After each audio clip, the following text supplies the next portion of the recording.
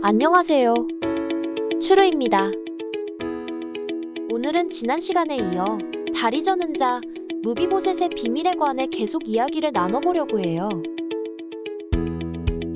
여러분, 지난 시간에 우리는 성경에서 다리 저는 자는 신체적으로 장애가 있는 사람만을 지칭하는 게 아니라 성경은 그것을 흠이 있는 것이라고 설명하고 있었는데, 이 흠이 있다는 말은 성경에서 광범위한 개념으로서 하나님이 기뻐하지 않는 본질의 모습을 가진 걸 뜻하고 있다는 걸 살펴보았어요.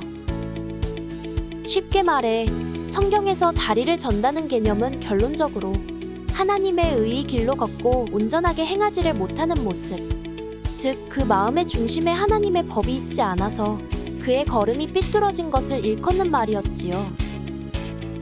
그렇다면 여러분, 이렇게 무비보셋은 다리 저는 자, 즉 흠이 있는 자, 다시 말해 그는 하나님이 기뻐하시지 않는 자나 다름없다는 말인데, 오늘 그는 어떻게 하나님의 은총을 받을 수가 있었던 걸까요?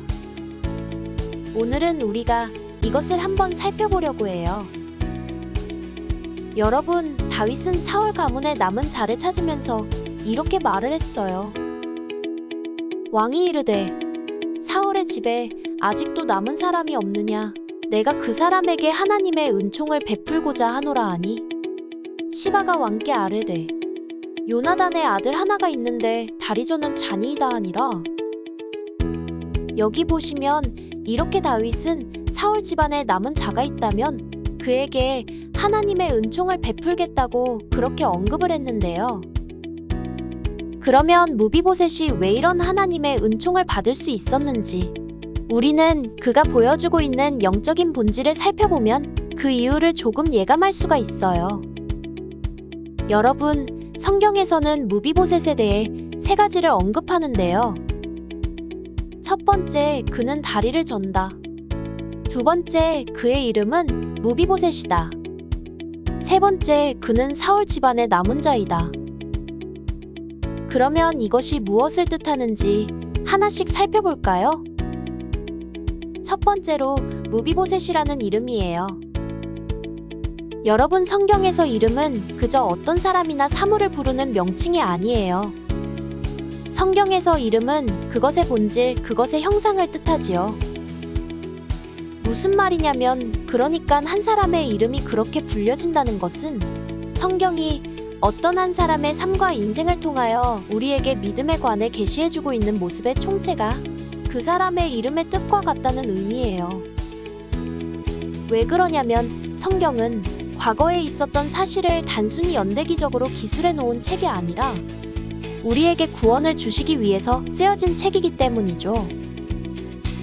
또 어려서부터 성경을 알았나니, 성경은 능히 너로 하여금 그리스도 예수 안에 있는 믿음으로 말미암아 구원에 이르는 지혜가 있게 하느니라. 그러니깐 오늘 다리 저는 자의 이름이 무비보셋이라는 것은 그의 이름이 당연히 실제로도 원래 무비보셋이었겠지만 그냥 무비보셋이었구나 하고 끝나는 게 아니라 그 이름 속에는 우리를 구원에 이르게 하는 지혜가 담겨 있다는 사실이죠. 메피보셰트는 수치, 부끄러움이라는 뜻이에요. 이것은 파아라는 단어와 보셰트라는 단어가 합해진 말인데, 파아는 불어서 날려버리는 것이고 보셰트는 수치와 부끄러움을 의미하는 단어예요. 파아를 성경에서 찾아보면 이것은 신명기에 딱 한 번 나오고 있는데요. 이 단어는 하나님이 우상숭배하는 이스라엘 백성들, 하나님을 온전히 섬기지 않는 이스라엘 백성들을 향하여서 그들은 흠이 있는 자들이고 악한 자들이라고 말씀을 하시면서 이제는 그들을 흩어버려서 완전히 끊어버리겠다고 하실 때 파아라는 단어가 사용이 되었어요. 그리고 보셰트는 수치와 능욕이 되는 것을 의미하는데 28개 정도 되는 구절들을 찾아보면 어떤 대상이 수치와 부끄러움을 받는 이유는 공통적으로 그들이 참된 하나님이 아니라 헛된 우상을 의지하고 신이 아니라 사람이여 육신이 내국과 같은 강대국을 의지하고 또한 자신들의 죄와 악에 대하여 보응을 받게 되기 때문이었어요. 그러니깐 성경이 보여주는 무비보셋에 대한 설명 중에 첫 번째로 그의 이름이 무비보셋이라는 것에는 하나님이 우상숭배와 부정함과 죄악으로 인해 이스라엘을 흩어버리셨고 그래서 그들은 수치와 부끄러움을 당하게 된다는 내용을 담재하고 있어요. 두 번째로 무비보셋은 다리 저는 자라고 소개를 해요. 그런데 여기서 희한한 점 한 가지는 성경은 다리를 전다고 할 때 두 가지의 다른 단어를 사용해서 이것을 표현했다는 점인데요. 사울의 아들 요나단에게 다리 저는 아들 하나가 있었으니 이름은 무비보셋이라. 전에 사울과 요나단이 죽은 소식이 이스라엘에서 올 때에 그의 나이가 5살이었는데 그 유모가 안고 도망할 때 급히 도망하다가 아이가 떨어져 절개되었더라. 여러분, 여기서 다리 저는 아들이라고 할 때는 나케라는 단어를 사용했는데 아이가 떨어져 절개되었다고 할 때는 파사흐라고 하는 단어를 썼어요. 먼저 파사흐라는 단어는 문자 그대로 절뚝이는 것을 말하고 있는데 그러나 이 단어를 성경에서 찾아보면 이러한 저는 자들이 메시아의 날에 회복을 입는 자들이라고 말하고 있어요.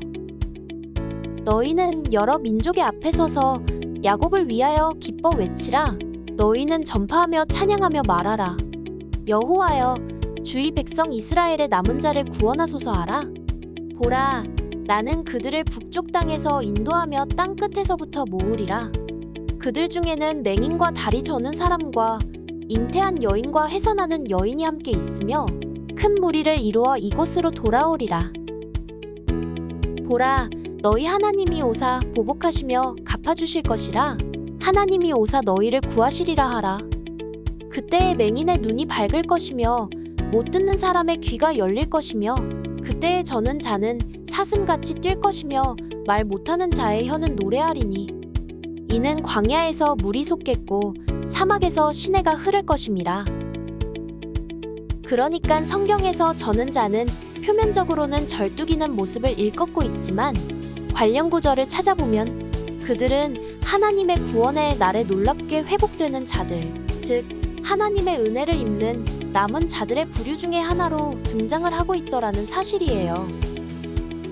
그리고 전다는 말, 파사흐라는 말은 또한 놀랍게도 하나님이 뛰어넘어 구원하신다 라고 할 때도 사용이 되었어요. 애굽은 사람이요 신이 아니며 그들의 말들은 육체요 영이 아니라 여호와께서 그의 손을 펴시면 돕는 자도 넘어지며 도움을 받는 자도 엎드러져서 다 함께 멸망하리라. 이와 같이 나 만군의 여호와가 강림하여 시온산과 그 언덕에서 싸울 것이라. 새가 날개치며 그 새끼를 보호함같이 나 만군의 여호와가 예루살렘을 보호할 것이라. 그것을 호위하며 건지며 뛰어넘어 구원하리라 하셨느니라. 내가 애굽 땅을 칠 때에 그 피가 너희가 사는 집에 있어서 너희를 위하여 표적이 될지라. 내가 피를 볼 때에 너희를 넘어가리니 재앙이 너희에게 내려 멸하지 아니하리라. 이후에 너희의 자녀가 묻기를 이 예식이 무슨 뜻이냐 하거든 너희는 이르기를 이는 여호와의 유월절 제사라. 여호와께서 애굽 사람에게 재앙을 내리실 때에 애굽에 있는 이스라엘 자손의 집을 넘으사 우리의 집을 구원하셨느니라 하라 하매 백성이 머리 숙여 경배하니라. 그러니깐 하나님이 뛰어넘어 구원하는 것이 바로 파사흐인데 이것이 아이러니하게도 바로 전다는 뜻이기도 하다는 거지요. 그런데 여기서 더 놀라운 것은 성경은 나케라는 또 다른 단어를 사용하여 이 다리 저는 모습을 표현하고 있다고 하였는데요.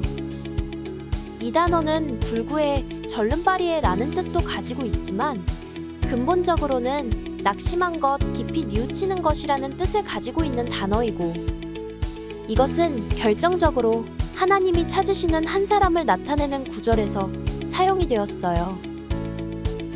여호와께서 이와 같이 말씀하시되 하늘은 나의 보좌여 땅은 나의 발판이니 너희가 나를 위하여 무슨 집을 지으랴? 내가 안식할 처소가 어디랴? 나 여호와가 말하노라. 내 손이 이 모든 것을 지었으므로 그들이 생겼느니라.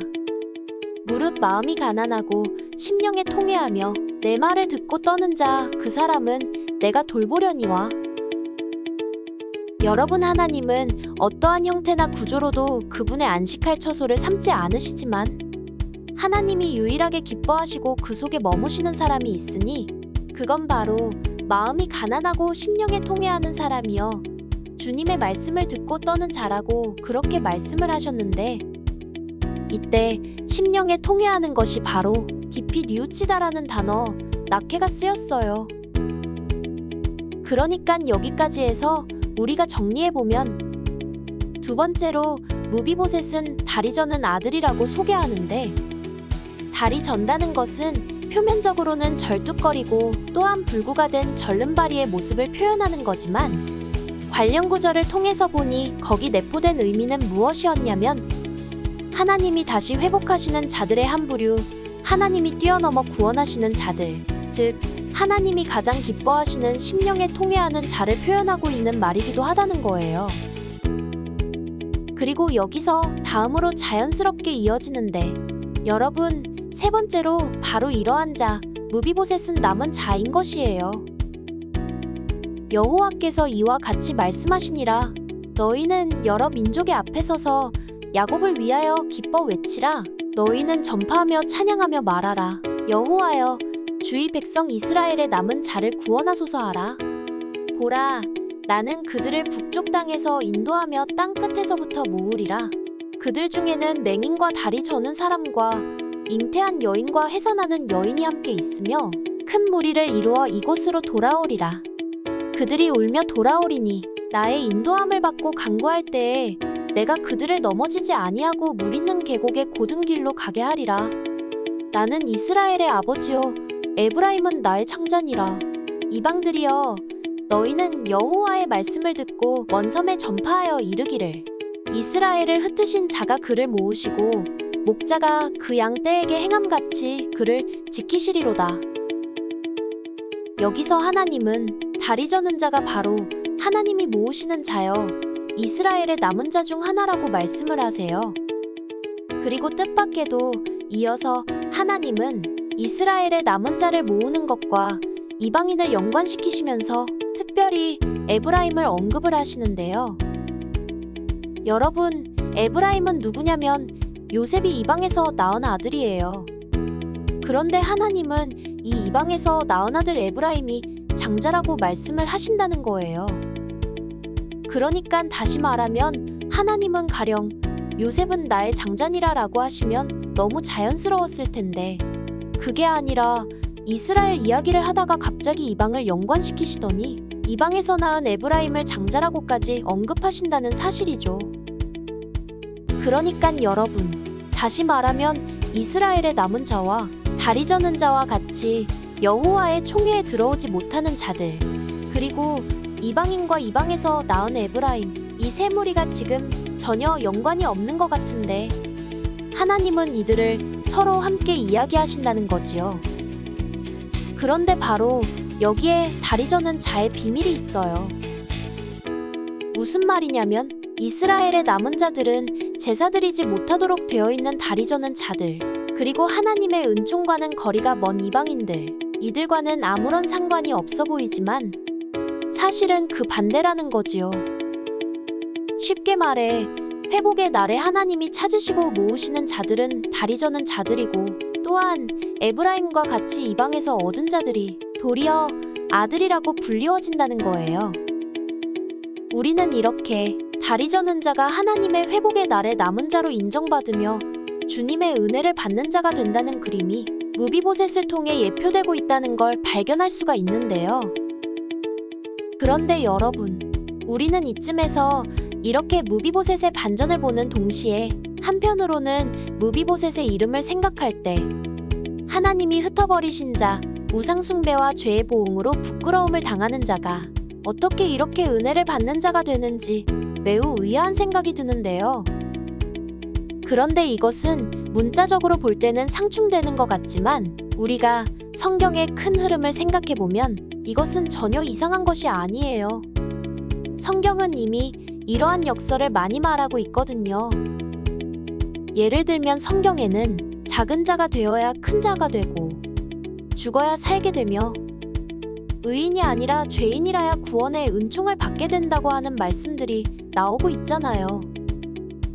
그러니깐 무비보셋은 부끄러움을 당하는 자여 하나님이 흩어버리시는 자라는 이름을 가지고 있지만 역설적으로 그는 실제적으로 사울 집안에 유일하게 남은 자여 영적으로는 또한 메시아의 때에 하나님이 다시 모으시는 자, 남은 자의 부류가 되는 것이고 한편 다리저는 그는 흠이 있는 자에 속하기에 실제적으로는 여호와의 총회에 들어가지 못하지만 오히려 무비보셋은 영적으로는 하나님이 찾으시는 한 사람, 즉 통회하는 마음을 가진 한 사람으로 하나님이 건너뛰어서 구원하시는 은혜를 입으며 왕의 식탁, 즉 하늘의 장자들의 총회로 상징되는 잔치에 초대받아 거기서 왕과 더불어 먹는 자가 되는 그림을 성경은 우리에게 보여주고 있는 것이에요. 여러분, 그런데 놀랍게도 다리를 절어야 은혜를 받게 된다는 역설적인 그림을 우리는 이스라엘의 조상 야곱에게서도 볼 수 있지 않나요? 야곱은 형 에서를 만나러 가다가 홀로 남아 밤새도록 하나님의 사자와 씨름하게 되었었는데 그때 그가 이겨보려고 해도 도저히 이길 수 없었지만 그가 천사에게 야레크, 즉 넓적다리여 허리여 몸의 근간을 상징하는 중추와 같은 곳을 맞아 저는 자가 되었을 때 하나님은 그를 이스라엘이라고 불러주시며 복을 주셨다는 사실이에요. 이스라엘은 히브리어로 야사르라는 단어와 엘이 합쳐진 것으로 엘은 하나님이고 야사르는 똑바르고 올바르고 정직한 것을 나타내는 단어로서 그래서 이 말은 의로운 것과 의인들을 표현할 때 많이 사용되는 단어예요. 그러니까 무슨 말이냐면 야곱은 자신의 기초와 근본이 완전히 무너져 자기가 부인된 자여 다리 저는 자가 되었을 때 그는 야사르엘, 즉 온전히 걷는 자, 똑바로 걷는 자, 그러니까 의의 길을 걸으며 하나님의 도를 행하는 자로 불리게 되었다는 거예요. 여러분 어떤가요? 우리는 무비보셋의 이야기를 2번에 걸쳐서 살펴보았어요. 우리는 그동안 성경에서 이 이야기를 접했을 때 구사일생으로 목숨을 건졌으나 다리를 절게 된 불쌍한 요나단의 아들이 하나 있었는데 나중에 다윗에게 은혜를 입어 왕의 사내 진미를 맛보는 인생이 되었다 정도로 생각을 했을지도 모르겠어요. 하지만 우리가 자세히 살펴보니 겉으로는 그렇게 보일지라도 하나님이 우리에게 보여주시려고 이 안에 숨겨놓으셨던 계시의 말씀은 그것 이상이었어요. 그것은 결론적으로 십자가의 도를 가르치고 있는 것이었는데요. 바로 무비보셋은 죄인과 같은 자, 부끄러움을 당하는 자, 여호와의 총회에 들어오지 못하는 자여 하나님께 제사를 드리지 못하고 그분의 얼굴을 보지 못하고 가증하다고까지 여겨지는 자였지만 도리어 그렇게 손가락질 받는 자로 치부되는 자가 다리 저는 아들, 즉 통회하는 아들, 다시 말해 중심에 통회하며 낮춰진 마음으로 주께 나아가는 자가 되는 것이고 그러한 자야말로 주님의 날개 그늘 아래 보호를 받는 자여 그 걸음이 좌우로 치우치지 아니하고 즉 절름발이가 되지 아니하고 하나님의 의의 길을 똑바로 걷는 자 이스라엘로 인정을 받으며 그가 바로 하나님이 회복하시는 메시아의 때에 남은 자가 되어 너는 내 아들 장자라는 말씀을 듣게 된다는 걸 우리에게 보여주고 있었어요. 쉽게 말해 자신이 흠이 있다고 여기는 사람, 곧 나는 의의 길을 똑바로 걸을 수 없는 다리를 저는 자입니다 라고 고백하는 자라야 하나님의 은총을 받는 은혜를 입을 수가 있다는 거지요. 성경에 보면 압살롬과 같은 자는 스스로를 흠이 없다고 생각했고 사도 바울도 주님을 만나기 전에는 자기가 율법에 흠이 없다고 자부했지만 그러한 자들은 절대 은총을 받는 자가 되지를 못하고 도리어 나는 죄인 중에 괴수라고 생각하며 자기를 개라고 여기는 그 사람이 낮추어진 심령으로 주님 앞에 나아가고 또 주인의 상에서 떨어지는 부스럭이라도 구해서 믿음이 크다는 인정을 받게 되며 결국 천국의 식탁에 초대되어 왕과 함께 더불어 먹는 축복된 자가 되는 것이에요. 그러기에 여러분, 성경은 남은 자여 통회하는 아들인 무비보셋의 고백을 이렇게 기록해주고 있어요. 그가 절하여 이르되 이 종이 무엇이기에 왕께서 죽은 개 같은 나를 돌아보시나이까. 오늘 준비한 영상은 여기까지인데요. 이 영상이 여러분이 성경을 이해하는데 조금이라도 도움이 되셨다면 구독과 좋아요를 부탁드리며 저는 다음번에 또 다른 이야기로 여러분들을 찾아뵙도록 할게요. 지금까지 추루였습니다. 감사합니다.